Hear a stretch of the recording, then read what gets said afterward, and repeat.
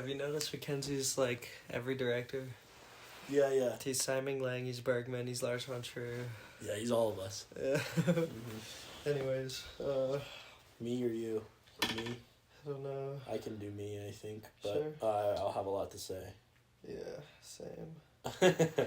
Okay, well, I have so much to say, but nothing. It doesn't mean anything at all. We'll bounce off each other. Yeah. Yeah, let me say first, man, God, this is gonna sound probably pretentious, but I'm gonna go for it anyways. I feel like something that I know you and me share is the experience of, I know this, just bear with me, is the experience of going to a theater alone and just sitting there and really like absorbing it in, you know? And I feel like this does that and so much more, and I feel like it captures something that, yeah, you're right, it's just something that's never, that I've seen, it's not been done. Yeah. It's like, it just caught my interest off the get-go, because it's interesting how it begins where, it's interesting. First we're like looking through the curtains, watching like this big crowd watch this movie, and then it keeps cutting to like us. Like, it's like, well, It's us. It's like you're in the theater. It's almost meta, because, yeah, it's like you see the back of their heads and you see the movie playing. It's like you're in the seat. It's like you're in the seat. Meta. But then once the crowd is gone, it kind of, it stops doing that. And it really just, it's always looking at them now. And so, obviously there's like this consistent thing where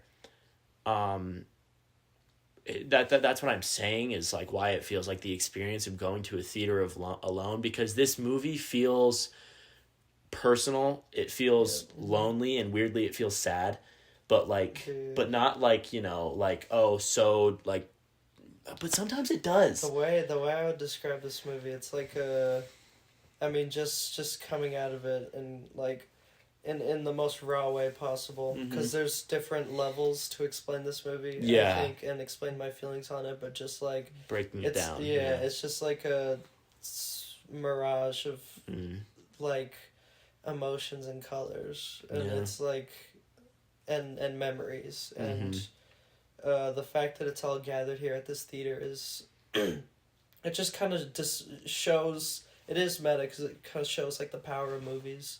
You know what I mean? And everything that comes with it, like the like towards the end when the guy starts crying, and then it's he talks to the other guy who was an actor in those movies. You know what I mean? Like, and then it's just but it does it in, like you said, such a personal way, because it is so empty. It really does hone you in, and also the filmmaking lends to that, because the deliberate pacing. Yeah, it's very spacious. It's so empty that it's just vast. You know what I mean? Yes, exactly. And it's just. I love his camera work, because like it's very stationary. I can recount maybe 2, maybe 3 times where it actually moves.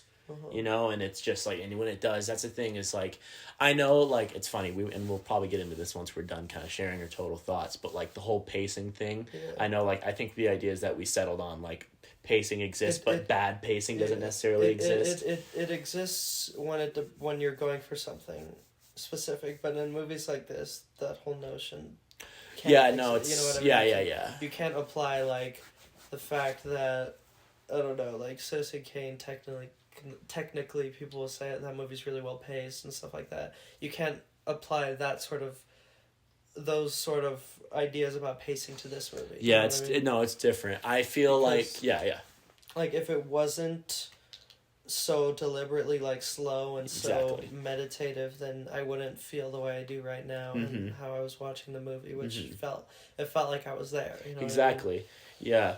No, that's what I'm saying, is like I really do like kind of appreciate that, because it's just I really do love the scenes with the women. Honestly, I enjoy a lot of the scenes in this, but like basically no, it's like because like her character's so sad, man. Like, it really is, you know? It's just kind of there. I remember, like, I first kind of caught on when, like, you know, when she was having literally her lunch break, and then she wraps it up and she just stops and she stares. And it's just, like, you know, it's kind of sad because, you know, she's kind of broke. It seems like she's a broken woman physically and maybe even just mentally and just, well, you know, in her it's, soul. It's something that the film doesn't, like, tell you or it doesn't speaks to portray. you. Yeah, it just kind of shows kind of it's all suggested, you know what I mean? Like, it doesn't go in depth with anything. No. But it's that gives it the reins to be anything, you know what I mean? It just kind of is about the emotions, and I would say, like, I think that ending is, like, as powerful as Holy Mountain. I won't lie, I did shed a tear. Oh yeah, at the end. I did not, but wow. It was I love that. I mean I love this movie. I think I mean I really like Tsai Ming-Liang. All his films have been great. I haven't seen a single one that I wouldn't call great. I gotta watch more. This is the best one for sure because this one just it kind of is, like, in a way more ambitious because it's kind of about, well, I mean, calling these movies about anything is kind of a stretch, you know. No, I see what I mean. But like, it has what it's aiming for, how big it's like its net is cast. Yeah, exactly. It's just, it's more in it. It kind of is, like you said, meta. Like it, and I tend to like stuff like that. Like, it is about the experience of watching a movie while being a captivating, in my opinion, movie experience itself. So it's kind of like there's layers to it. Oh yeah, you know? there's layers to this. Like just like 8.5 or Persona or Celine and Julie or Mirror or a lot of my favorite movies. They're definitely like it just it draws the line between fiction and reality, and it just speaks to you in a certain way. It draws you in a certain way, and that's what's his intention. And it's not like he's really doing it in a way that's like so. Like obvious. It's not traditional. It's not. It's in his own style. I mean, from what I've seen, the thoughts. I mean, like, the thoughts transcend beyond, like, you know, why did. I'll just say, like, it boils down to the intention. Like, he had this movie focus on mainly this guy who's kind of lost his way in a haunted theater, and mainly this woman who's, you know, it seems like she's been there forever, and then, you know, mainly set in a movie theater where people used to kind of come and enjoy. Yeah, and it's just lost. And now it's just dead. It's lost. It's dying. And this, and at the end, it's such a brilliant choice when you find out, like, this is the last day. It's a closing business. You know what I mean? It just gives everything so much weight, so much significance. It's like how those two guys said, it's just like nobody watches movies anymore. Yeah. It's like, it seems like everyone's lost and they've forgotten us. Yeah, it's just so sad when you think about it, but it's like I said, it's all just suggested. It's not, it's not at all, not at all. And also, I think the aesthetic of the movie is really cool. I think the woman scenes, a lot of her scenes, there's always like the lighting is really there's always like.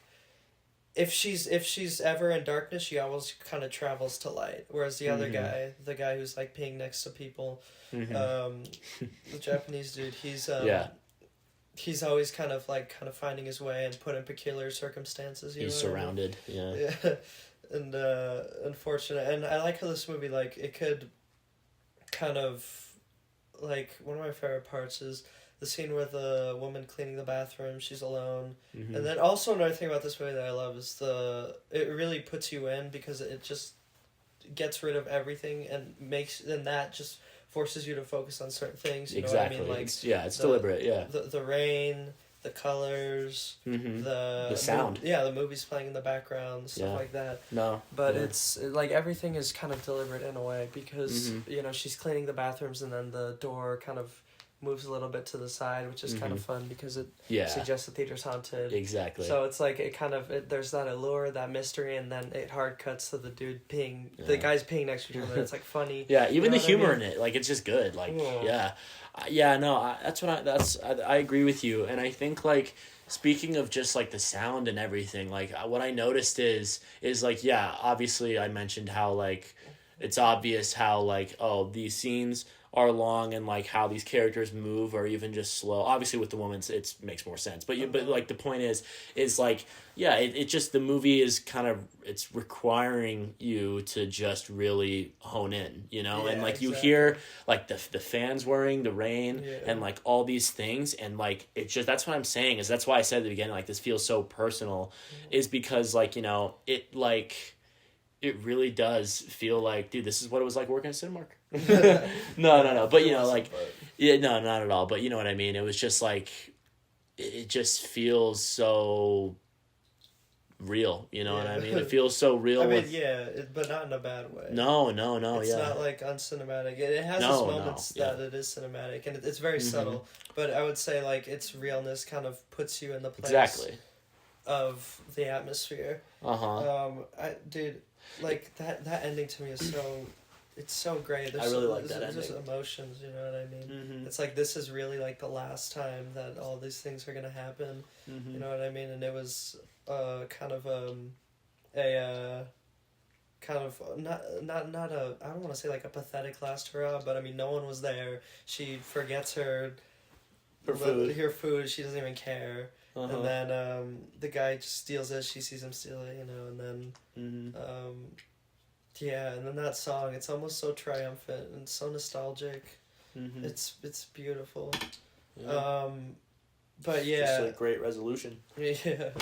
But yeah, no, it's almost as if saying, like, and that's, like, the only scene where really you're outside of the cinema. Yeah, it's almost like, it's like, it's meta in a way. It's like this movie's coming to a close. You're out. Goodbye. Yeah, she's outside the cinema. You're soon to be outside of the cinema. Real life awaits you. You know what I mean? That's literally. No, I see what you mean. No, it's definitely Holy Mountain-esque and say in like a more abstract sense. Yeah, it's no, it's really impressive, and like like the more I think about it, it's just like all the things that happen. Like what each. Like, even person just, like, goes through, It's, like, whether it's humorous, whether it's just so devastatingly, like, sad, or whether it's just happening, you know? It's just, like, it's so well-timed, like, you feel everything, you can even, like, it's how you mentioned the aesthetic, it's just, like, it's funny, it's, like, the theater itself, like, not mimics, but, like, almost mirrors the woman, because it's just, like, she's kind of just, like... she's worn, and so is this building, and like you can feel the wetness, you can feel like the aroma, you can smell, it's just like it's very alluring, if that's the right word, but it's atmospheric. Yeah, very atmospheric. It is, but it's not like the atmosphere that I'm used to, because like when it comes to like atmosphere, I feel like I enjoy atmospheres that are a bit more, well. I normally just like more showy movies anyways, like I'm more about the meticulous things, I guess, but the more I watch, I haven't really watched that many that are as quiet and as careful as this, but the more I watch, the more I realize like, oh man, no, it really is good. There's a spectrum of movies like this, and this is as far out as I've seen it go, because like other Tsai Ming-Liang movies, I mean, I would put the most accessible kind of movie like this being like Chocolat or something, you know what I mean? Because that movie's very quiet. There's a lot of scenes where like the lighting is really important. Oh, yeah. And where like the movements of characters is really important. But it still has like a narrative and characters and stuff like that. And then in the middle I'll put like Boon Me, because that still has characters and stuff like that. But it's much more abstract. And then this is more to the level 5 end. You know what I mean? No. But it definitely... It is. But yeah, no, it's almost like I was there and I'm not, and I'm kind of sad the movie's over, you know what I mean? Yeah, it's so meta. Like, the effect that the characters go through kind of, it leaves me with the same feeling. It makes you appreciate cinema, and also I totally know what you mean by, like, I was confused, kind of like what you meant by, like, oh, this is something you would want to watch after work. No, this is fitting. Dude. No, it's like, weirdly fitting. It's just, and you have to watch this at night. If you watch this in the daytime, this isn't the same movie. No, yeah. It makes me want to go on a walk right now. No, honestly, I was going to say, like, movies like this are so important to me because, like I remember when before it started, I said, this is a movie that makes me want to make a movie out of anything. Yeah. You know what I mean? It's like, we have a whole world around us that's so vast. It's just a matter of capturing it. And of course, like, not everyone's going to be as brilliant as Tsai Ming-Liang and gonna have the same locations and the same ideas, but it really is inspiring. Like, it's it's hope. It's just like, well, it's just, I mean, just because it's so simple. Yeah, it's exactly. So deceptively it's like simple. The guy just found a fucking like movie theater and was like, I'm gonna do this. Yeah, no. It's almost like, when I like, there's some. I remember I was listening to this music artist called Sachiko M, and she makes really like weird, abstract music that it's almost bordering. It's like you question whether or not it's even music at points. But I remember I paused the album and I went to go get a cup of water, and then when I turned on the sink, it's like that sounded like music. You know, it just kind of like enlightens you and opens your eyes to all the possibilities. That's what this does to me in movie form, and it just utilizes the power of cinema like few movies do. You know what I mean? Yeah, no. Like, this is what movies it's just kind of down to its roots, and it's funny because it's like weirdly, not really, but slightly about movies. You know, it's just brilliant. Dude, this is. I mean, like, I remember I texted you today. I said, "Do you want to watch Dragon Inn?" Because I was in that mood. You know what I mean? And I knew that it would be a good movie to watch. Because like, it's just like, if you really are in the mood for it, then it just. It's dude, like, I'm at a loss for words. And honestly, like, this movie is so like, if it had more dialogue than it does, then it would kind of ruin the experience, you know? Oh, yeah, no, I appreciate the silence. Yeah, it's kind of like a prayer to in a way, I guess, to like the sanctity of cinema itself, and like a hymn to the visual quiet art. Yeah, well, that too, but also just like the, on another level, just like the quieter moments of life that just kind of go undisplayed in art. You know what I mean? Yeah, that's also what I mean by like, dude, because there have been several times where I visited. I know, like, this is a more literal, like, thing I'm relating it to, but dude, I'm being dead ass. Yeah. Going to a theater when you're all alone and it's late and like just walking out, it's just kind of how it feels, because you end up. You weirdly end up kind of people watching. You end up, you're obviously watching the movie, but you're experiencing, you're just experiencing the experience of watching a movie in a theater. Exactly. You're just, you just know you're in a movie theater. It's different. It's not just the movie anymore. It's other things as well. Exactly. It's like, that's why it's like it's, even things that can interrupt the movie, like people eating popcorn too loud or peanuts. Exactly. Movie lovers. Yeah. Stuff like that. No, yeah, it's this really is layered, and okay, I'll say this now because I'm assuming you like it's still gonna. Are you gonna raise it? Or are you gonna keep it where it's at? Are you pretty happy with where you're at? I mean, I gave this a 9 the first time I watched it. I think it's a 9, but I think I somehow love it even more. I don't blame you because I think it's gonna be the same with me when I rewatch it. Dude, yeah, no, like I love this one. This has never been done, and like, if something were to attempt to do what this movie did, it would. Since it's so distinctive, it would just be a blatant ripoff, and 2, it wouldn't be done nearly as well. You know what I mean? Like, this is perfect. Not a 10, but no, I would say this is one of my favorite movies for sure. I think it's like top 40 for me right now, but I might raise it. I don't know. Like right now, I really feel like this is bumping truly it up a bit, this needs to be higher on my list just because of how much I loved it this time, and you know what I mean. Like it's such a movie where it's like I told you, like if you're in a certain headspace like I am right now, and like I was the first time to watch this movie, you're drawn to it. You're so captivated and so taken by it. At least I am. Yeah. But yeah, no, I love this one. This is as good as movies get. Movies are only this good in dreams. Yeah. I mean, this might come as maybe a little bit of a shock after everything I've said.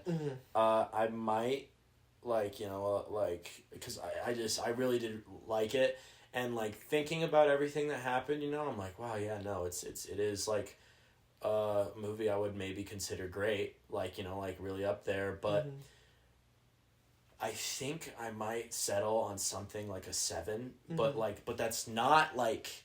It's not definitive? I don't know. That's the thing is like I kind of when it was over, I was like, like yeah, no, I really liked that. But that's what I'm saying is that I feel like I like eventually I'm gonna need to rewatch this because I feel like it'll go up. Dude, if it's ever like raining and you feel just kind of like, in a way, sad but still, like you have a hold on things, just melancholy. It's perfect time to watch it because it's such like a movie where it's just like. It's not like an emotional movie in a traditional sense, because usually when you say that, it suggests something else, but this is just... It's just something different, man. Yeah, no, that's the thing, is, like, maybe I'll hold off, because, like, that's the thing, I almost do want to consider it great, just thinking of everything that happened, but it's kind of, just by the end of it, and I'm thinking of all, like, the best parts, which is a lot, but I'm also thinking, like, but during, like, the actual experience... Is it like maybe I'm not as entranced with it as like definitely not as entranced with it as you are, but like but I was definitely pulled in, like I was it had me, and like I wanted to like watch it, I just wanted to experience it, and so that's why I'm like dang, it's like I don't want to say a 7 doesn't feel criminal because I really did enjoy this, but is it to me is it great, like is it something that I really hold as something that high? And so I know, like, that's why I said even after everything I said, and I feel like we agree, like, a lot with it, maybe it's just something as simple as... Maybe, like, if you were to know, like, if you were in the mood to, like, I mean, I try to kind of tell you, like, this is a different kind of movie, but there's no words that can describe it. And that's why I utilize the power of cinema so well. That's because, like, I can't describe this in a normal way. You just feel it. No, you can't, yeah. So, like, maybe in that... like knowing what it is and like being more in the mood to watch it, like in the perfect mood to watch it, you could like it more, you know what I mean? Yeah, no, because like it's not like it's like, oh, it turns out I wasn't really in the mood for this. This is not like what other movies have been for me, or something like that, where it's like I need to rewatch them and I'm like, oh, okay. This is like, I feel like I really do understand this and I really do appreciate it. It's not like I was like, I don't know, it's just like, man, is it like I really do like think, like when I'm just breaking it down in my head, like, man, it's great.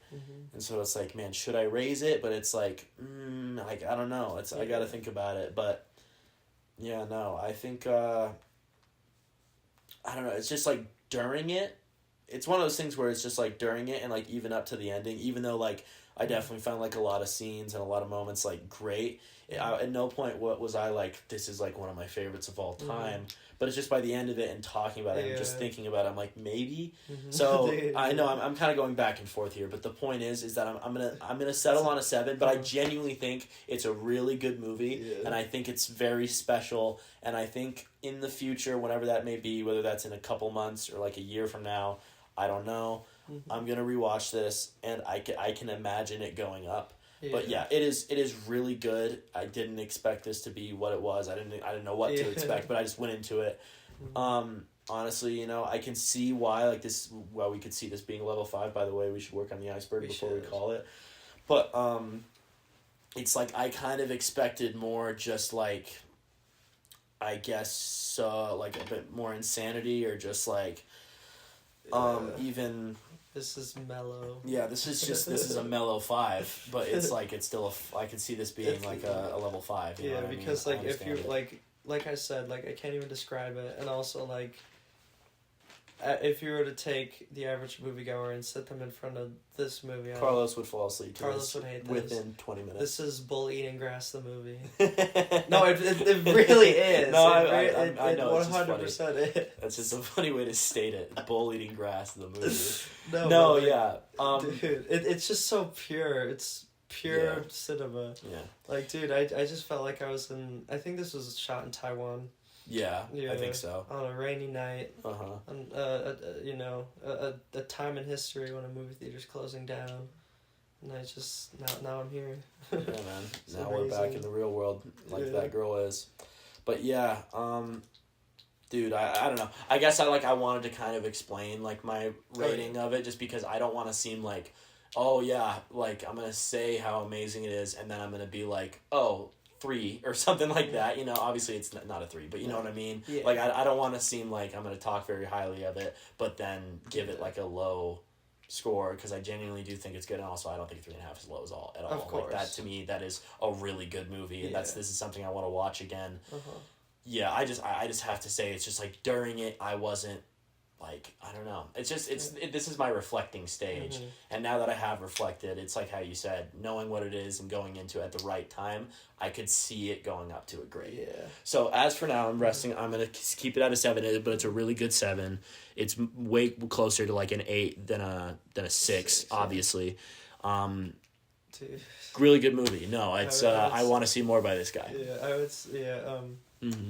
would say I was gonna say something, but then I got thrown off track because you brought up his other movies. I think Rebels and the Young God is really good because like it's, well, I feel like you already get his style, so but it's cool to see like kind of where he started because that was his first movie. It's an awesome debut. So if you kind of want to go in order and kind of see his style evolve, then that's a really fun way to do it. Just like all the great directors like Tarkovsky and who else? Fellini, yeah. You know what I mean? Yeah. But yeah, no, he's amazing. I would say I was gonna say something else. I'm trying to remember. Yeah, whatever. It's gone. No, it's okay. I was gonna say Well, watch it. Oh no, I was gonna say something. I guess for me, a lot of why I love movies and like, kind of what inspires me is kind of the retrospective element, and I would and like how much I think about it and how much I think about like, wow, that was so brilliant. Like while I was watching it this time, I was thinking about kind of the effect that it has and how it's so unique. So I feel like that elevated the experience, and I still loved it the first time. But you know what I mean. So I truly believe on a rewatch it'll go up. Yeah. I really think that, but I can't just move it up to a 4 now because what if I rewatch it and it's not the and it stays the same with me. I don't know. So but yeah, no, I totally love this one. I'm so happy that like movies like this exist, and it's such a deviation from what movies really are, but but at the same time it's like it really, in the simplest terms possible, is exactly what movies are. You know what I mean? It's something special. That's for sure. That's for sure. Like I genuinely think I wanna, like, I don't know. I feel like this would be if you were to Stooges approved. No, hell no. But no, if I was saying if you were to ever like be teaching a class to someone and you were teaching like these art house cinemas, exploring a side of cinema that is more unknown and more vast and just more out there, I think like this is one you'd have to touch up on. Yeah. Like I genuinely think it's special. This, Color Pomegranates. Yes. I would put Veronica in there. Double Life of Veronica. I'm trying to think what else. I mean, me being biased as fuck, Holy Mountain. Dude, Holy Mountain's too real to teach in class. Yeah, no, you know what I mean? It's like it's kind of irreverent. Yeah. I know I've said that before. Maybe The Man Who Sleeps, I don't know. Oh, definitely that one. I would put that one in there for sure, 100%. Yeah.